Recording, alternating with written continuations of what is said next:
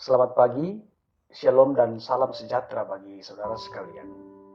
Mari kita berdoa untuk kembali mendengarkan firman Tuhan.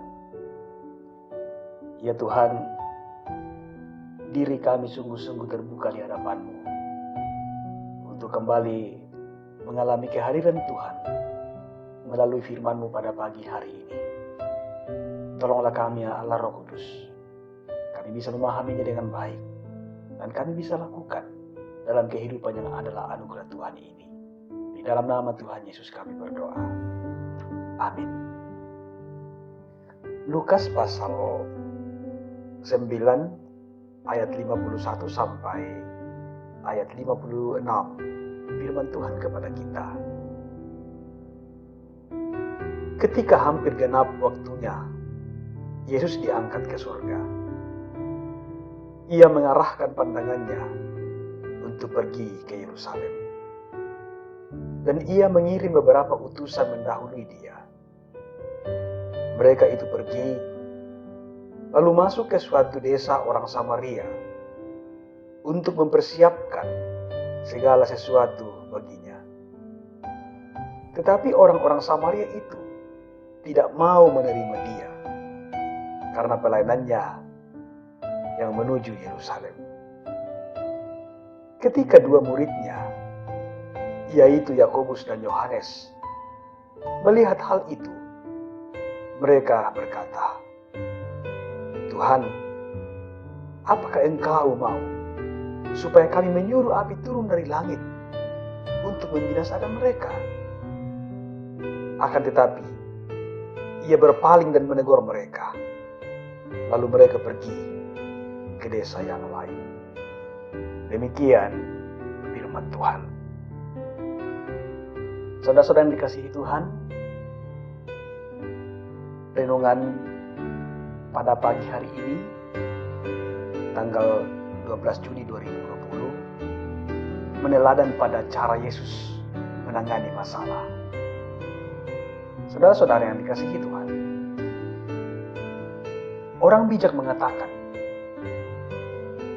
salah satu cara membuktikan kehidupan yang bermartabat adalah ketika engkau diperhadapkan dengan suatu masalah dan masalah itu Anda atasi tanpa menimbulkan masalah baru.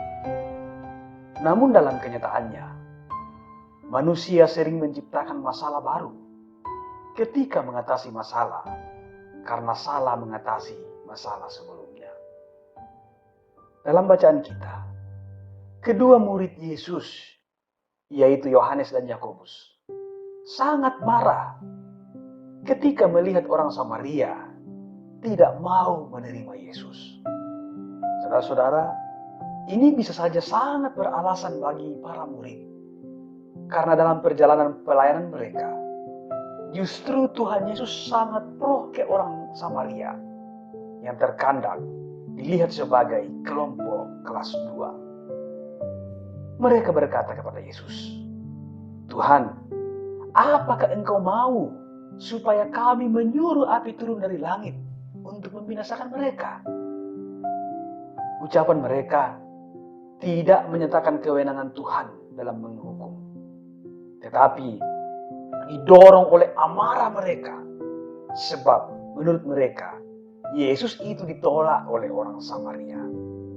Mereka menganggapnya sebagai penghinaan kepada guru mereka, penghinaan kepada Tuhan Yesus, padahal yang mereka lihat bagaimana Yesus itu sangat dekat dengan orang-orang Samaria.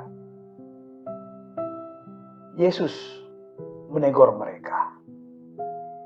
Yesus ingin menyelesaikan masalah dengan tidak memunculkan masalah yang baru.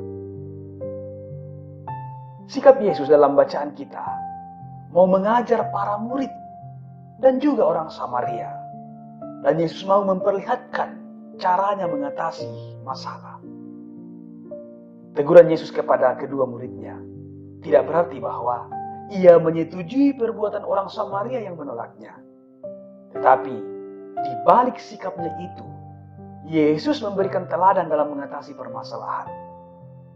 Kedua murid diajar untuk melihat realitas penolakan dan bertindak sebagai pengikut Yesus yang sabar bersedia menjalani tantangan dan kesulitan. Ditolak, dihina, dan dibenci adalah hal-hal yang akan menjadi bagian penderitaan Yesus sebelum mati di salib. Dan para murid juga akan mengalaminya. Saudara-saudara, Yesus Kristus tidak pernah mengajar kita untuk membalas kejahatan dengan kejahatan. Sebaliknya, Yesus mengajar tentang kesabaran, kasih, dan kebaikan kepada semua murid-muridnya yang harus diperlihatkan juga kepada orang-orang di sekitarnya. Perbuatan jahat akan menuai hasil nantinya. Sebab itu, matikanlah keinginan untuk membalas kejahatan dengan kejahatan, karena itu bukan tipe daripada murid Yesus. Saudara-saudara yang dikasihi Tuhan, nas ini mengingatkan kita sebagai orang percaya untuk tidak gegabah dalam mengatasi masalah.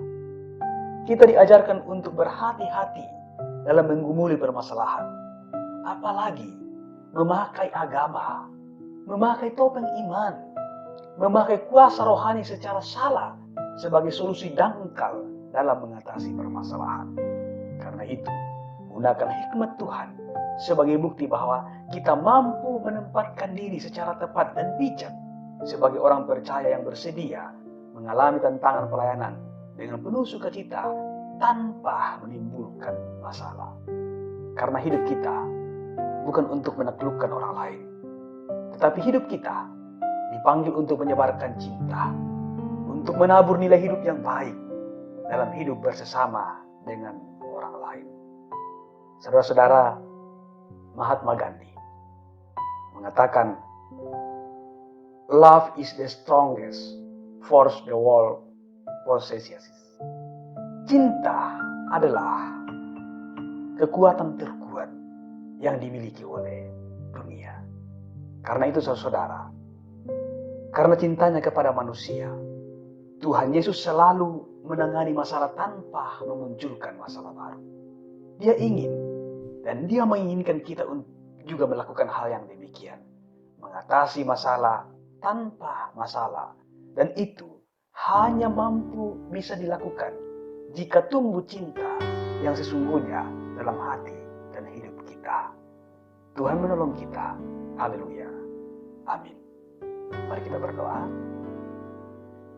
Ya Tuhan, kami sadar bahwa sesungguhnya kehidupan kami akan terus berjalan.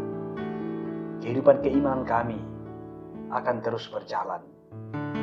Namun, dalam perjalanan itu, kami akan diperhadapkan dengan tantangan dan permasalahan-permasalahan. Namun firman Tuhan pada saat ini mengajarkan kepada kami bahwa ketika kami diperhadapkan dengan masalah, bagaimana kami boleh menyelesaikan masalah itu tanpa harus menimbulkan masalah baru. Dan biarlah Tuhan, ada cinta yang ada dalam hati kami, dalam hidup kami. Cinta daripada Tuhan menjadi alasan utamanya. Kami ingin Tuhan, kehidupan kami justru benar-benar bermakna bagi orang-orang yang ada di sekitar kami. Tuhan, terima kasih. Dan pakai kehidupan kami Tuhan untuk terus menebarkan cinta kepada orang-orang yang ada di sekitar kami, termasuk dengan orang-orang yang bermasalah dengan kami. Di dalam nama Tuhan Yesus, kami datang berdoa kepada Bapa di surga.